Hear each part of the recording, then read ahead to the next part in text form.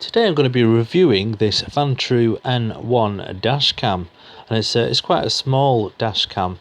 To scale, look at the size of it compared to this 2P, and there's not that many small dash cams on the market.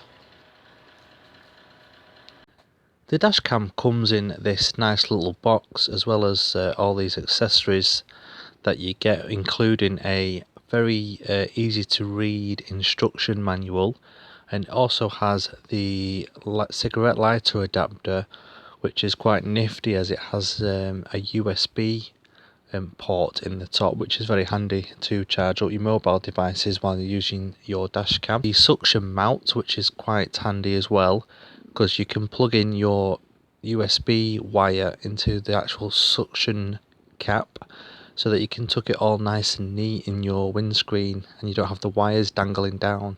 It also has the standard USB cable to transfer files from the camera to your PC or laptop. And of course the camera itself. Let's take a look around this camera. On the top is where the suction mount goes onto, and that's where you put your micro SD card in the top. On the side you've got these buttons here. You switch it on by the bottom button there,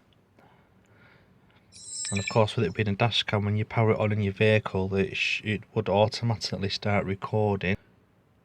You've got these two buttons here. The top one turns the microphone off and on, and the bottom one, when it's connected to the vehicle, it should turn the camera into parking mode, which of course if any motion's detected in front of the camera, it will start recording. And of course you've got to keep this camera powered up for that to work. The battery life is about, say, 15 minutes. It's made to run off the car battery, but if you need to get your camera out to show some footage, there's enough battery life on there to do so. The dash cam just slots nicely onto the suction mount holder like this, and it's also on a ball joint, so you can turn it to face whichever way you want the dash cam to face in your window.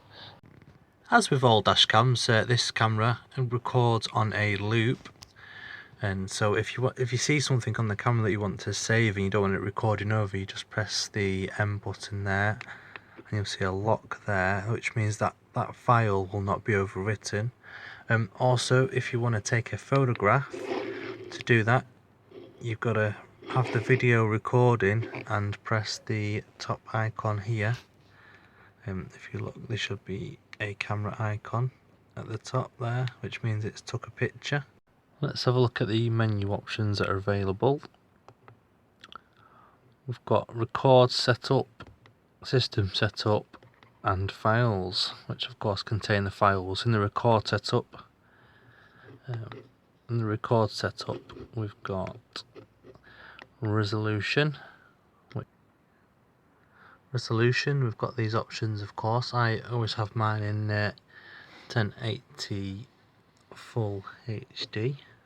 Loop recording, HDR, which I always leave on. It's sort of improves the quality of the video.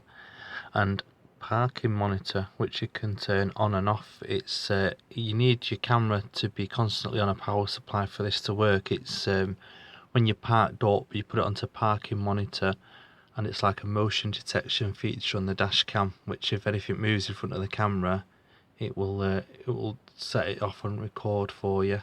But you've got to have it powered up, because it will eat away on your battery life.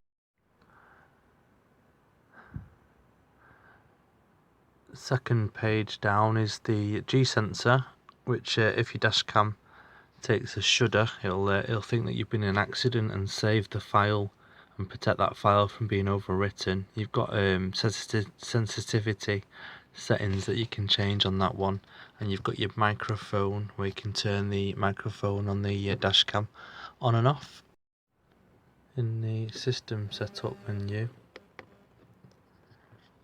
can change the language, the time, your car number plate, you can have that displayed on the video itself. I've got it set to the default setting, which will display a number of zeros on the actual video itself. if we go down to the stamp option, this is what's printed on the bottom left hand side of your video. This is how I've got it set up. I've got it set up so only the date and time are actually on the video itself. The logo stamp is the company logo, Vantrue, so viewers can see the company name on the video, and the car number stamp, it will be what you've set your number plate as on the previous menu. Okay, here is some footage from the dash cam. As you can see, the colours are vibrant. You can make out number plates quite clearly. This is footage that's been edited and uploaded to YouTube, so it will lose some of the clarity. If you want to see the quality before it's been edited and uploaded to YouTube, I'll put a link below in the comment section. You can download an unedited version direct from the camera. Now let's take a listen at some of the audio from the camera.